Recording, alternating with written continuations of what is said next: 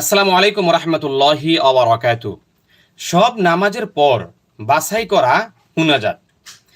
প্রথম মুনাজাত হলো, এই মুনাজাতে তিনটি উপকার।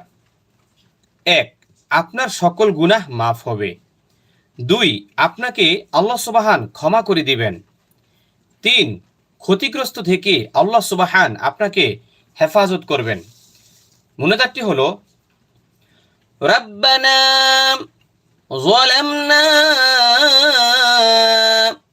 أنفسنا وإن لم تغفر لنا وترحمنا لنكونن من الخاسرين।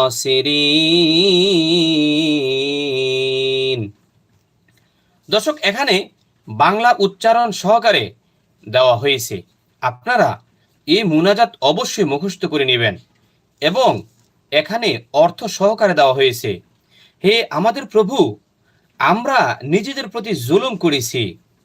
এখন তুমি যদি আমাদেরকে ক্ষমা না করো এবং আমাদের প্রতি দয়া না করো, তাহলে আমরা ক্ষতিগ্রস্তদের অন্তর্ভুক্ত হয়ে যাব। এখন আমরা দ্বিতীয় নম্বর মুনাজাতটি শিখব ইনশাআল্লাহ। দ্বিতীয় মুনাজাতটি হলো এই মুনাজাত দিলে দুনিয়াতে আল্লাহ সুবহান কল্যাণ দান করবেন, আখিরাতেও আল্লাহ সুবহান কল্যাণ দান করবেন এবং জাহান্নাম থেকে মুক্তির ব্যবস্থা মহান আল্লাহ সুবহান করে দিবেন। দ্বিতীয় মুনাজাতটি হলো, রাব্বানা আতিনা ফিদ দুনিয়া হাসানাতাও ওয়া ফিল আখিরাতি হাসানাহ ওয়াকিনা আযাবান নার। এখানে বাংলা উচ্চারণ দেয়া আছে, আপনারা বাংলা উচ্চারণ দেখে মুখস্থ করে নেবেন। এর অর্থ হলো, হে আমাদের রব, দুনিয়ায় আমাদের কল্যাণ দাও এবং আখিরাতেও কল্যাণ দাও, আর জাহান্নামের আযাব থেকে আমাদেরকে বাঁচাও। সুবহানাল্লাহি ওয়া বিহামদিহি। দর্শক, এখন আমরা তৃতীয় নম্বর মুনাজাতটি শিখব ইনশাআল্লাহ। তৃতীয় নম্বর মুনাজাত দিলে কি হয়? এক নাম্বার, আপনার তওবা আল্লাহ সুবহান কবুল করবেন।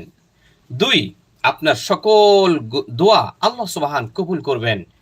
তিন, আপনার সকল কাজ আল্লাহ সুবহান সহজ করে দিবেন। মুনাজাতটি হলো, রাব্বানা তাকাব্বাল মিন্না ইন্নাকা আনতাস সামিউল আলিম ওয়া তুব আলাইনা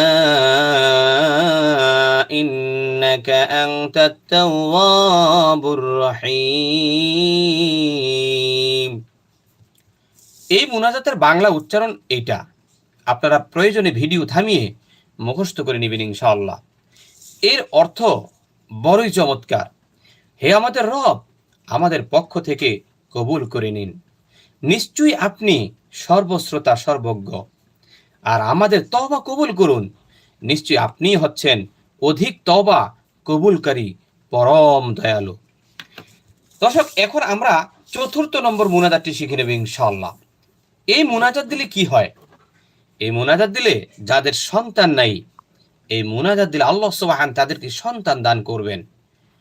আর সন্তান যদি হয়েও থাকে, আল্লাহ সুবহান যোগ্য সন্তান দান করবেন এবং তিন, নেককার ও আমলী সন্তান দান করবেন। সুবহানাল্লাহি বিহামদিহি। দোয়াটি হলো, রাব্বি হাবলি মিনাস সলিহিন রাব্বি হাবলি মিনাস সলিহিন।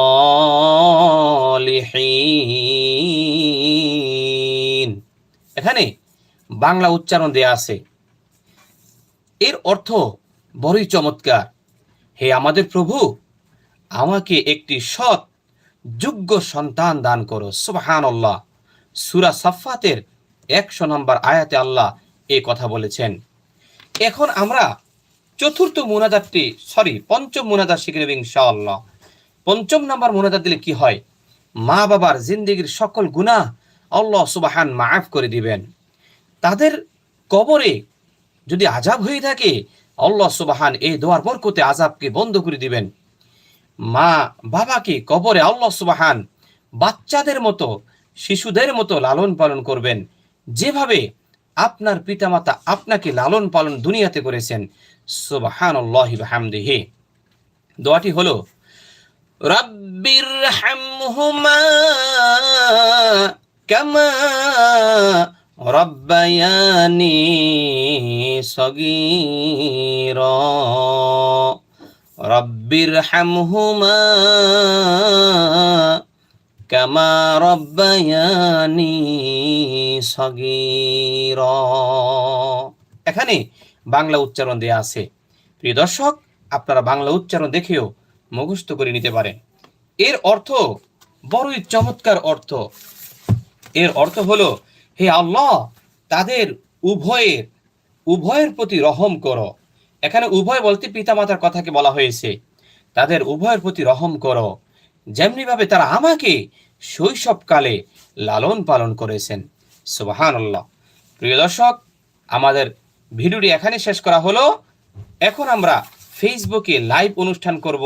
আপনারা যারা এখান থেকে ফেসবুকে যুক্ত হতে চান, আপনারা এই লাইভের পরে যখন আমি কেটে দিব, এরপরে আপনারা ফেসবুকে গিয়ে লিখবেন সহজ কোরআন শিক্ষা। সেখানে আমি কোরআন শিখাই। যারা কোরআন পারে না তাদেরকে কোরআন শিখাই। যারা প্রথম থেকে কোরআন শিখতে চান, অথবা যারা কোরআন পারেন কিন্তু শুদ্ধ হয় না, আমি এখনই ক্লাসটা শুরু করবো ইনশাল্লাহ। সকলে সেখানে চলে যান, সেখানে গেলে আমাকে পেয়ে যাবেন। আসসালামু আলাইকুম রহমতুল্লাহি ওয়া বারাকাতুহু।